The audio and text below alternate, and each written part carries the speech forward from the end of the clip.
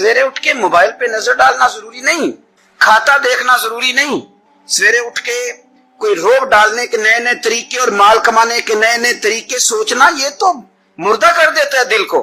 سویرے اٹھ اور سب سے پہلے دل پہ نظر ڈال، اگر تیرا دل بغض سے پاک ہے تو پھر انشاءاللہ تعالیٰ پیسے اگر آج تھوڑے بھی کمائے گئے تو نیند رات کو انشاءاللہ سکون کی اللہ عطا فرمائے، لیکن اگر اندر حسد کا، بغض کا، نفاق کا دھندا چل رہا ہے، دھندا، کیا خوبصورت بات کرتے ہیں اللہ کے بندے حضرت سلطان باؤ رحمت اللہ تعالیٰ علیہ فرمانے لگے، اور دل کالے نالو منہ کالا چنگا جے کوئی رمز پچھانے، دل کالے نالو منہ کالا چنگا جے کوئی رمز پچھانے۔ چھوڑ، منہ کالا ہو جائے تو کام چل جاتا ہے، لیکن دل کالا ہو جائے تو تباہی اتر جاتا۔ دل نہ تیرا سیاہ کالا ہو، مہربانی کر۔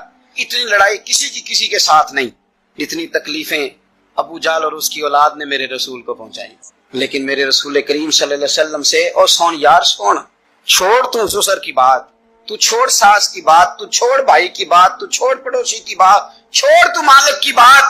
اکرمہ بن ابو جہل دوڑ گیا تھا، ابو جہل کا بیٹا، وہ اپنے باپ سے زیادہ دشمنی کر دوڑ گیا، اور وہ کہنے لگے لوگ مکے والے کہ اگر اکرمہ ہاتھ لگ گیا تو عمر فاروق اس کے ٹکڑے ٹکڑے کریں گے، علی لٹکا دیں گے اسے، یہ بڑا کافر ہے، بڑا ظالم ہے۔ اکرمہ کی بیوی آ کے مدینے والے رسول کے قدموں میں بیٹھ گئی، رو کے کہنے لگی سونیا چھوٹے چھوٹے بچے ہیں، تکلیف اس نے بڑی دی ہے، حضور اس نے اور اس کے باپ نے ستایا بڑا ہے، یا رسول اللہ کو مہربانی ہو جائے۔ تو نبی پاک نے سر سے پگڑی اتار کے دی، فرمایا جا اسے جا کے نشانی دینا کہ رسول نے تجھے معاف کر دیا۔ تو کون سے اتنے بڑے دعوتیں لیے بیٹھا ہے؟ اور میں بڑی دفعہ کہہ چکا ہوں، بڑی دفعہ، کہ نبی پاک کی شہزادی کا قاتل حضرت زینب بڑی بیٹی جس نے نیزہ مارا تھا گھوڑے کو اور وہ گھوڑے سے گر گئی تھی، وہ آ گیا فتح مکہ کے بیٹی کا قاتل، اور اس نے اپنے چہرے پہ نقاب اوڑھ کے نا تو نبی پاک کے سامنے آیا، کہنے لگا بہت بڑا دشمن بھی آئے تو معاف کر دیتے ہو؟ تو نبی کریم فرمانے لگے بیٹیاں بھولا نہیں کرتی، پر تو کلمہ پڑھ میں تجھے بھی معاف کرنے کو تیار۔ یہ بھولا نہیں کرتی، کیا کروں، بیٹیاں کہاں بھولتی، لیکن تو پڑھنا کلمہ۔ یارا بات کو سمجھے، کون سی دعوتیں لیے بیٹھے؟ کر لو اس بہن کو فون جس کے ساتھ بلا وجہ کا رٹا ڈال لیا، چچا چچا ہی ہوتا ہے، وہ کوئی کافر اور مشرک تو نہیں نہ ہو گیا، کر لو صلح۔ اور سنو، میرے نبی پاک صلی اللہ علیہ وسلم نے فرمایا دو بھائی اگر ناراض ہو تو جو صلح پہلے کرے گا وہ جنت میں پہلے جائے گا، آگے آگے چلے گا۔ مہربانی فرمائیں سب سے پہلے اپنی زندگی سے یہ عداوت نکالیں۔ ہمارا کسی سے رٹا ہی کوئی نہیں، جھگڑا ہی کوئی نہیں، کیا ضرورت ہے؟ جھگڑا اس کا ہوتا ہے جس کی کوئی ذات ہوتی ہے، جھگڑا اس کا ہوتا ہے جس نے اپنے آپ کو بت بنا لیا ہے، جھگڑا اس کا جس نے انا پال لی ہے، جھگڑا تو اس کا ہے جو کہتا ہے میں کچھ ہے ہوں، جھگڑا تو اس کا ہے۔ لیکن اگر میرے بھائی تیری ذات کوئی نہیں، تیرا رٹا کوئی نہیں، تو پھر حضرت سیدنا بلال حبشی حضرت ابو ذر غفاری سے ناراض ہو گئے تھے۔ بلال کا رنگ کالا تھا، ابو ذر غفاری کا گورا تھا۔ بلال مزدور آدمی تھے، ابو ذر غفاری سردار تھے۔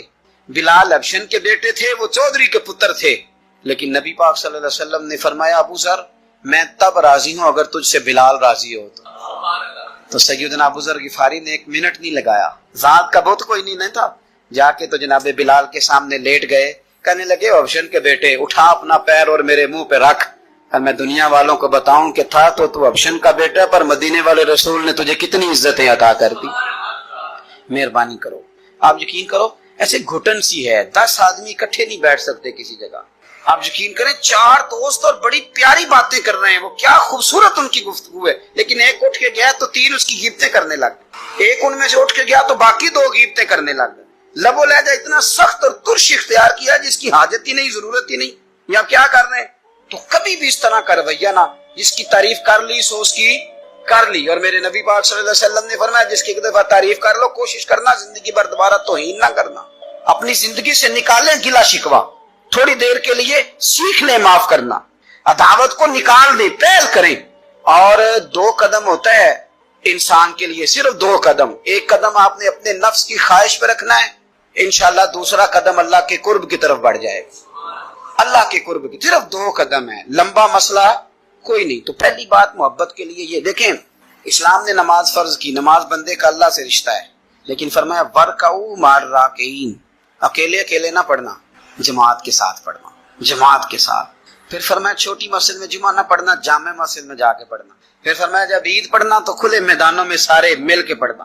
پھر فرمایا جب حج پہ آؤ نا تو تمہیں سکون شلوار قمیض میں ہے یا تہمت کرتے میں ہے، لیکن یہاں جب میری بارگاہ میں آؤ نا میرا دل کرتا ہے سب کا ایک رنگ ہو، سفید۔ اور بڑی خوبصورت حدیث ترغیب و ترہیب میں نبی کریم صلی اللہ علیہ وسلم نے فرمایا کہ جب لاکھوں حاجی میدان عرفات میں جمع ہوتے ہیں نا، میدان عرفات میں کوئی بہت عالیشان بندوبست آج بھی نہیں ہے، آج بھی لوگ چٹائیوں پہ بیٹھتے ہیں، اور اے سی والی بس میں بھی آپ بیٹھ کے جائیں تو پھر بھی کچھ نہ کچھ گرد آپ پڑ ہی جاتی، وضو کرنے جائیں تو پھر بھی کچھ نہ کچھ ریت سر میں، داڑھی میں، بالوں میں پڑ جاتی ہے، لیکن لاکھوں لوگ آئیں پر اکٹھے ہو کے آئیں۔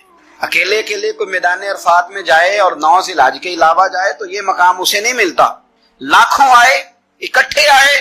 تو حضرت ابو ہریرہ رضی اللہ تعالیٰ عنہ فرماتے ہیں رب کریم آسمان کے دروازے کھول کے فرشتوں سے فرماتے ہیں ذرا نیچے تو نظر کرو۔ فرشتے دیکھتے ہیں نیچے تو اللہ فرماتا ہے ان کے چہروں پر گرد ہے، یہ بڑے بڑے بنگلوں میں رہنے والے، ان کی حالت دیکھو کتنی آج خستہ ہے، گویا تم نے تو کہا تھا نا یہ فساد پھیلائیں گے، تو فرشتوں مجھے بتاؤ یہ اربوں پتی، یہ مفتی، یہ صوفی، یہ علامہ، یہ شیخ، یہ پیر، یہ اتنے بڑے لوگ یہ کدھر آئے ہیں بتاؤ؟ تو فرشتے عرض کرتے ہیں اللہ تجھے راضی کرنے آئے ہیں، یہ لاکھوں لوگ گھر بار چھوڑ کے تجھے راضی کرنے آئے۔ تو میرے نبی پاک علیہ السلام فرماتے ہیں پھر رب فرماتا ہے تم گواہ ہو جاؤ میں نے ان سب کو دوزخ سے آزاد کر کے ان کے لیے جنت کا فیصلہ کر لیا۔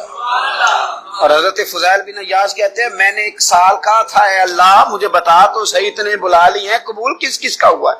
تو کہتے ہیں میں اور جاگتے ہوئے تو عاطف غیب سے ندا آئی فضیل تو کو منشی نہیں اللہ کی رحمت کا کہ تجھے پوچھ کے قبول کیا جائے گا، میں نے بلایا ہی اسے تھا جس کا میں نے قبول کر لینا تھا، دوسرا میں نے داخل ہی کوئی نہیں ہونے دیا، یہاں آیا ہی وہ ہے جس کا میں نے قبول کرنا تھا۔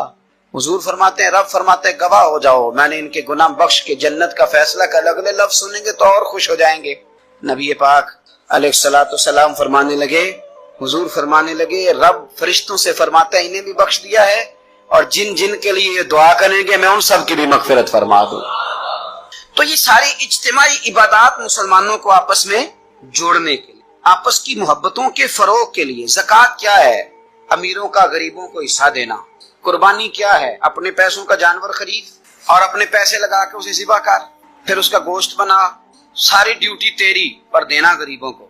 یہ کیا ہے؟ یہ لوگوں کو ایک دوسرے سے جوڑتا ہے، یہ محبتیں پیدا کرتا ہے۔ میرے نبی پاک علیہ السلام نے فرمایا ایک دوسرے کو تحفہ لیا کرو، دیا کرو، اس سے محبت بڑھتی ہے۔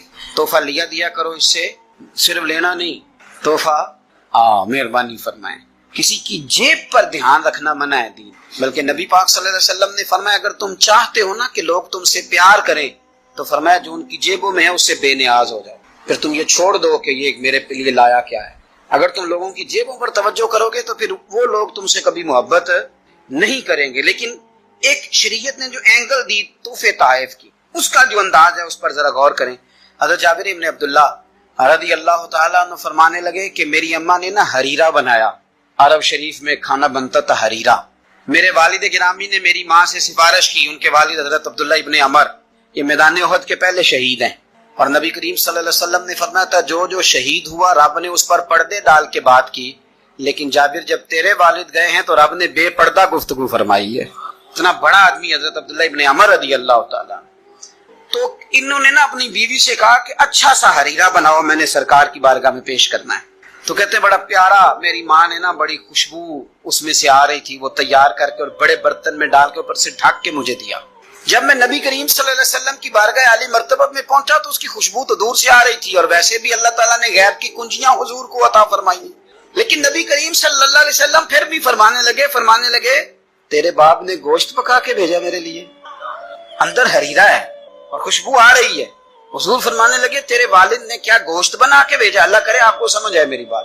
سرکار کسی سے کسی چیز کا مطالبہ کرے تو یہ اس کے نصیب ہے، یہ تو وہ قبول ہو گیا۔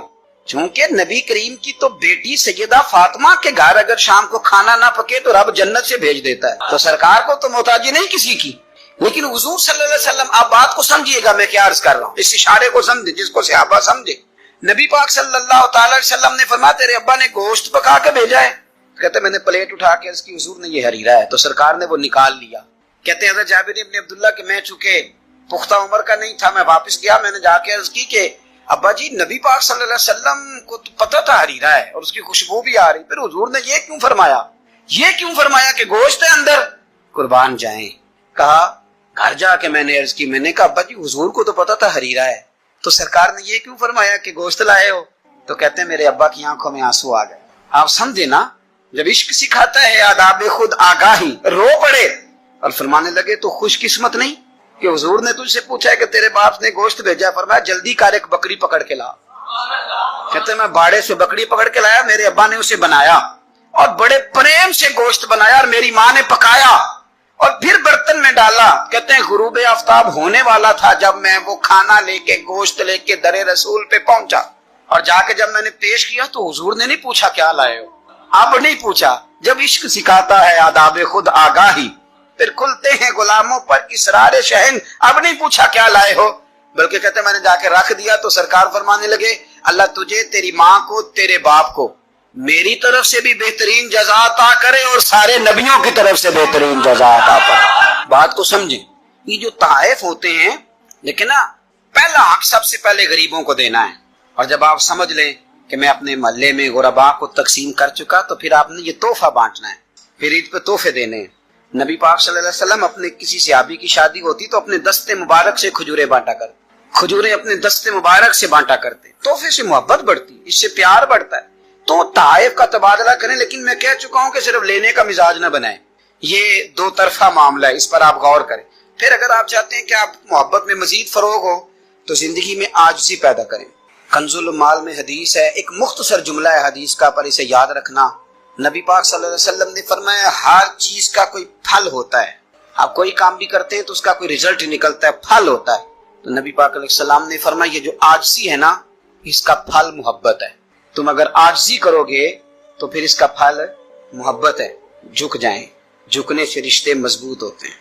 کبھی سسر کو بھی معذرت کرنی پڑے تو یہ کوئی مشکل کام نہیں, غلطی ساس سے بھی ہو ہی جاتی ہے. ڈٹ نہ جائیں, آڑ نہ جائیں. کیا نبی کریم صلی اللہ علیہ وسلم اپنے صحابہ سے معذرت نہیں کرتے تھے؟ کوئی تصور کر سکتا ہے کہ سرکار غلطی کریں گے؟ نبی پاک کے لیے جو گناہ کا گمان کرے وہ گمراہ ہے. لیکن صحابی صفیں سیدھی کراتے, ان کے پیٹ میں نبی پاک کا تیر لگ گیا تو حضور نے فرمایا نہیں مجھے اللہ کی رضا کے لیے معاف کر دے. وقت وصال حضور نے اعلان نہیں فرمایا کہ مجھ سے کوئی کسی شخص کو تکلیف پہنچی ہو تو بدلہ لے لے. تو کیا ابا جی غلطی کر ہی نہیں سکتے؟ کیا حضرت صاحب سے غلطی ہوتی نہیں؟ استاد صاحب اب معصوم ہو گئے تو نیچے اترے تھوڑا سا. اگر آپ نے رشتے بچانے ہیں تو نیچے اترے, ورنہ یاد رکھ لیں زندگی میں تنہا رہ جائیں گے. جسے جھکنا نہیں آتا اس کا کوئی رشتہ قائم نہیں رہتا. معاشرے کے اندر سکھی وہ شخص ہوتا ہے جسے دنیا سے پیار ملتا ہے, جس کا کوئی بھائی ہوتا ہے, جس کا کوئی بیٹا ہوتا ہے, جس کے ماں باپ ہوتے ہیں, جس کے دوست احباب ہوتے ہیں. انسان اللہ کی بنائی ہوئی مخلوق سے سکھ پا کے سکھی رہتا ہے, اور اگر اسے مخلوق سے سکھ نصیب نہیں ہوتا, کم لوگ ہوتے ہیں جو صوفیاء ہیں, جو بزرگ ہیں, جو مخلوق کے سکھ کی امید نہیں رکھتے. لیکن میں بالعموم بات کر رہا ہوں, عوامی سطح پر لوگوں کو ضرورت ہوتی ہے کہ میرا بیٹا میرا فرما بردار ہی ہونا چاہیے. خاتون یہ چاہتی ہے کہ اس کا شوہر اس کا کچھ نہ کچھ خیال رکھنے والا ہی ہونا چاہیے. خامد یہ تمنا کرتا ہے کہ میری بیوی میری خدمت گزار ہی ہونا چاہیے. تو یہ ساری چیزیں اس وقت معاشرے کے اندر پیدا ہوتی ہیں جب انسانوں کا انسانوں کے لیے پیار بڑھ جاتا ہے, جب وہ بہت ساری چیزوں کو درگزر کرنے لگتے ہیں, جب وہ خود محبت کو فروغ دیتے ہیں. قرآن مجید فرقان حمید نے ارشاد فرمایا کہ انما المؤمنون اخوہ. سورہ حجرات کے اندر اللہ فرماتے ہیں کہ یہ جو مومن ہے نا یہ آپس میں بھائی بھائی. کتنا وسیع قرآن پاک نے اس عنوان کو کر دیا, کتنا زیادہ وسیع کر دیا. برادری کی, رنگ کی, قبیلے کی, علاقے کی ساری قید سے نکال کر فرما دیا کہ جس نے جہاں بیٹھ کے بھی نبی پاک علیہ السلام کا کلمہ پڑھا ہے وہ تمہارا بھائی بن گیا, جہاں بیٹھ کے. اقبال کہنے لگے بازو تیرا توحید کی قوت سے قوی ہے اور اسلام تیرا دیس ہے, اس لیے کہ تو مصطفی ہے. جب لوگ قدورتیں پالنے لگ جاتے ہیں نا, نفرتیں, حسد, بغض, عداوت, کینہ پروری, تو ٹھنڈی جگہ پر بھی بیٹھ کے وہ سکون نہیں پاتے, اس لیے کہ ساتھ والے کو دیکھ کے جب 100 دفعہ گھورنا ہے اور جب آنے والے کا وجود برداشت ہی نہیں ہونا, اور جب انسان نے محسوس کرنا ہے کہ یہ بندہ آ گیا تو یہ کرب ہے. میرا کبھی کبھی دل کرتا ہے کہ دوستوں سے یہ پوچھوں کہ گرمی کا موسم آ جائے وہ زیادہ تنگ کرتا ہے کہ کوئی مخالف دوست آ کے بیٹھ جائے وہ زیادہ تنگ کرتا ہے؟ زیادہ دعا کیا ہوتی ہے کہ یا اللہ موسم ٹھنڈا کر دے, کہ یا اللہ یہ بندہ چلا جائے. میرا خیال یہ ہے کہ بعض لوگوں پر سخت بوجھ بن جاتے ہیں. تیزی سے فروغ ہوا ہے عداوت کا، نفرت کا، اور ہماری نفرتوں کی جو وجوہات ہیں ان میں بڑی وجہ یہ ہے کہ یہ بندہ میری طبیعت کا نہیں. مجھے صرف وہ بندہ درکار ہے جو میری مزاج کے مطابق چلے، ہاتھ باندھ کے میرے پیچھے چلے. رسول کریم صلی اللہ تعالی علیہ وسلم دوسروں کے مزاج کا لحاظ کرتے تھے، دوسروں کے مزاج کا پاس فرماتے تھے، خیال کرتے تھے. نبی کریم صلی اللہ علیہ وسلم، عورت کے جذبات ہوتے ہیں، اس کا ایک اپنا زندگی میں اس کی کچھ خواہشات ہوتی ہیں. آپ کیا اس بات کو معمولی سمجھتے ہیں کہ نبی پاک صلی اللہ علیہ وسلم نماز کے لیے کھڑے ہوں رات کو تو حضور حضرت عائشہ صدیقہ سے فرمائیں کہ اگر تو کہے تو میں نماز پڑھ لوں، اس لیے کہ وقت تیرا ہے. میرے بھائی، کسی کے مزاج کا جب آپ بوجھ بننے کی کیا ضرورت ہے؟ آپ سمجھ لیں، مزاج کو سمجھ لیں اور کوشش کریں کہ فروغ محبت ہو، عداوت نہ ہو. یہ جو ہمارے پاس موقع آتے ہیں نا، عید کے اور حج کے، قربانی کے، رمضان کے، یہ سارے موقع دراصل اللہ نے دیے ہیں کہ آپس میں محبتیں تقسیم کرو. اور یاد رکھنا، محبتیں بانٹنے سے بڑھ جاتی ہیں، یہ تقسیم کرنے سے بڑھتی ہیں، یہ زیادہ ہوتی ہیں. ہم محبت نہیں بانٹتے، ہم مفادات کو دیکھتے ہیں، میں نے تو زندگی میں ان لوگوں کو بھی دیکھا ہے کہ کسی آستانے پہ، کسی ادارے میں، کسی مسجد میں، کسی تنظیم میں ان سے کوئی پیار زیادہ ہو گیا تو انہوں نے پھر اپنے وہ مفاد سامنے رکھ کے کسی اور کو وہاں داخل ہونے دیا، ورنہ انہوں نے کسی کو قریب نہیں پٹکنے دیا. کہیں ایسا نہ ہو جائے کہ وہ جو ہمارا نمبر ہے وہ پیچھے نہ چلا جائے. ہم لوگوں نے فروغ محبت نہیں کیا. دیکھو رسول کریم صلی اللہ تعالی علیہ وسلم نے حضرت انس بن مالک رضی اللہ تعالیٰ عنہ سے فرمایا، یہ بخاری مسلم کی حدیث ہے، صبح صبح سرکار کی ملاقات ہوئی تو نبی پاک صلی اللہ علیہ وسلم نے فرمایا، اور لفظ بڑے خوبصورت ہیں حدیث کے. حضرت انس کہتے ہیں میں قربان جاؤں، میں تو غلام تھا نا، لیکن حضور فرمانے لگے، یا بنیا، او میرے بیٹے، تجھ سے ایک بات نہ کروں؟ یا رسول اللہ حکم کریں. تو نبی پاک علیہ السلام فرمانے لگے، انس بیٹا، پتر، اس بات کو یاد رکھنا کہ جب تو سویرے سو کے اٹھے تو سب سے پہلے اپنے دل پہ نظر ڈالنا، دیکھنا تیرے دل میں کسی کا بغض تو نہیں، کسی کی عداوت تو نہیں، اور پھر قربان جائیں. نبی پاک صلی اللہ علیہ وسلم نے یہ نہیں فرمایا کہ تجھے اتنی جزا ملے گی، اتنا ثواب ملے گا، اتنا اجر ملے گا. کیا انداز ہے کریم محبوب کا، تیرے آگے ہیں یوں دبے لچے فصحا عرب کے بڑے بڑے، کوئی جانے منہ میں زبان نہیں بلکہ جسم میں جان نہیں. حضور فرمانے لگے، انس دیکھنا ذرا ترتیب جملوں کی. فرمایا، انس صبح اٹھ کے اپنے دل پہ نظر ڈالنا، تیرے دل میں کسی مومن کا بغض تو نہیں. اللہ تبارک و تعالی جب مسلمان کو توفیق دے اور اللہ کی بارگاہ کی جانب وہ رجوع کرے تو پھر اس کا رویہ یہ ہونا چاہیے کہ اس کی توجہ ہو اللہ کی جانب. ہمارے ہاں تسبیحات پڑھ لی جاتی ہیں اگر کبھی موقع ملے، لیکن وہ خاص انہماک، وہ خاص شوق، وہ خاص ذوق اللہ تبارک و تعالیٰ کی عبادت کا. ایک ہوتا ہے نماز پڑھنا، ایک ہوتا ہے اہتمام کے ساتھ نماز پڑھنا، یعنی ذرا وقت پہ اٹھنا، ذرا صحیح کر کے وضو کرنا، ذرا شوق سے مصلی بچھانا. ایک ہوتا ہے تسبیح پڑھ لینا، اور ایک ہوتا ہے ذرا تھوڑا سا نا شوق کے ساتھ اللہ کو یاد کرنا. آپ کبھی جو میں نے آیہ کریمہ پڑھی اس کی آپ شان نزول دیکھیں. نبی کریم صلی اللہ تعالی علیہ وسلم کے نا کچھ صحابہ اللہ کی محبت کے شوق میں حضور کی بارگاہ میں حاضر ہوئے. انہوں نے آ کے عرض پتہ کیا کیا؟ عرض کرنے لگے، یا رسول اللہ صلی اللہ تعالی علیہ وسلم، سالوں بیت گئے ہیں سجدے کرتے، حضور سالوں بیت گئے ہیں تسبیح پڑھتے، سالوں بیت گئے کہتے ہوئے کہ سبحان اللہ وہ پاک ہے، ہمیں سالوں بیت گئے یہ کہتے ہوئے کہ اللہ اکبر وہی سب سے بڑا ہے، سالوں بیت گئے کہتے ہوئے کہ الحمدللہ ساری تعریفیں اللہ کے لیے، سالوں بیت گئے اس کی تسبیح کرتے، تحلیل کرتے، تکبیر کہتے. حضور اب نہ ہمارا اپنے رب سے ملنے کو جی چاہتا ہے. تبھی ہے حقیقت منتظر نظر آنا لباس مجاز میں، لاکھوں سجدے تڑپ رہے ہیں میری جبین نیاز میں. اور اقبال کہنے لگے کہ تیرے عشق کی انتہا چاہتا ہوں، تو میری سادگی دیکھ کیا چاہتا ہوں، میرا ذرا سا تو دل ہے مگر شوق اتنا، میں وہی لن ترانی سنا چاہتا ہوں. میرا بھی دل کرتا ہے کہ اللہ میں تجھے کہوں میں تجھے دیکھنا چاہتا ہوں، جس طرح حضرت موسیٰ کلیم علیہ السلام نے کہا تھا، اور تو مجھے کہے کہ لن ترانی تو نہیں دیکھ سکتا، ذرا سا تو دل ہے مگر شوق اتنا، میں بھی وہی لن ترانی سنا چاہتا ہوں. پھر کہنے لگے بھری بزم میں راز کی بات کہہ دی، بڑا بے ادب ہوں سزا چاہتا ہوں. دیکھو سب لوگوں کے بیچ ہی میں نے یہ کہہ دیا. میرے عزیز صحابہ نا شوق میں، کتنے سارے لوگ ہیں آپ، کتنی ماشاءاللہ بڑی تعداد میں آپ آئیں. ہم بھی کبھی اس شوق میں گئے ہیں کہ ہمارے رب کو دیکھنے کو دل چاہتا ہے، ہمارا جی چاہے وہ کبھی ہمیں ملے. حضرت عبداللہ ابن عمر رضی اللہ تعالیٰ عنہ حضرت عمر کے صاحبزادے، مکہ مکرمہ میں ان کی قبر ہے. میں نے جب انہیں پڑھا تو مجھے ان سے بڑا پیار ہو گیا.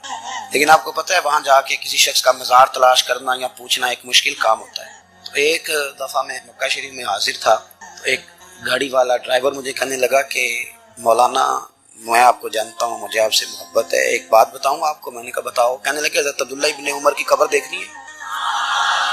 میں نے کہا یہ تو نہیں کہہ رہا، یہ کسی نے بندوبست کرایا ہے، یہ اللہ نے تیرے دل میں بات ڈالی ہے، یہ ہو گیا تو لے چل مجھے. حضرت عبداللہ ابن عمر کو نبی پاک نے فرمایا تھا راجل صالح، یہ نیک بندہ ہے، یہ متقی آدمی.